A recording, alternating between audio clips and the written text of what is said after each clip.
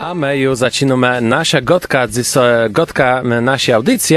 Z nami jest Jakub Mielewczyk. Witamy bardzo serdecznie. Witam. Organizujesz Dziady, właśnie to widowisko, klasyka polskiej literatury i jednocześnie coś, co bardzo jest dopasowane do okresu, w którym właśnie jesteśmy, to znaczy do jesieni, do czasu zbliżających się zaduszek. To właśnie wtedy też Dziady się odbywały, zgodnie z tym, co wiemy na temat tego obrzędu. Na początku chciałbym spytać, skąd w ogóle taki pomysł, żeby w Pucku realizować właśnie takie widowisko? Znaczy, to też nie chodzi o to, że to jest w Pucku. Taki pomysł zrodził się w mojej głowie, kiedy po raz pierwszy posłuchałem płyty Lao Che pod tytułem Gusła. Naprawdę świetna płyta, polecam. I stąd też wzięła się we mnie taka inspiracja właśnie, żeby te całe dziady wystawić. Mhm. No i właśnie, kto jest zaangażowany w organizację tego widowiska? Cały spektakl tworzą uczniowie i absolwenci niepublicznego gimnazjum w Pucku oraz liceum w Pucku i też inni goście z Trójmiasta, na przykład charakteryzatorka czy też technik. Także ci wszyscy ludzie to jest takie zrzeszenie nasze. Działamy pod szyldem Wieczoru Kulturalnego albo też Wieka od Trumny, tak się nazywa właśnie nasza grupa teatralna. Mhm. Mamy tutaj również charakteryzatorów, więc to jest działanie takie na szeroką skalę. Tutaj na pewno macie jakieś wsparcie instytucjonalne. Tak, dokładnie. Wspiera nas miasto Puck, wspiera nas szkoły, czyli liceum ogólnokształcące w Pucku i niepubliczne gimnazjum w Pucku.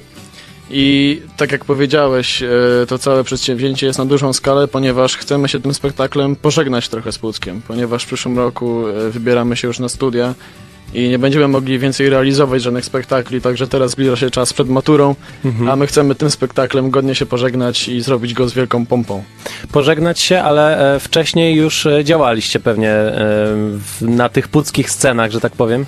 Tak, działaliśmy, tworzyliśmy takie serie wieczorów kulturalnych, tak zwanych teatrów w ratuszu i teatr przy stadionie, także działaliśmy i chcemy działać teraz już po raz ostatni, tak jak powiedziałem, ale to nie mogę tego nazwać wieczorem kulturalnym, ponieważ te wszystkie poprzednie spotkania opierały się na spotkaniach wielu grup teatralnych, czyli na przykład zapraszaliśmy gości z Bolszewa, z Wejherowa i oni wystawiali u nas swoje spektakle. Także teraz będzie to jeden występ, jeden spektakl naszej grupy puckiej Wieku od Trumny. I ta grupa wzięła się za naprawdę ambitny tekst. Już wiemy, z czego to wynikło, z inspiracji tutaj twórczością Lao Che. Natomiast chciałbym spytać o to, jakie problemy może napotyka, bo jednak nawet wielcy reżyserzy mówią, że to jest wielkie zmaganie Dziady.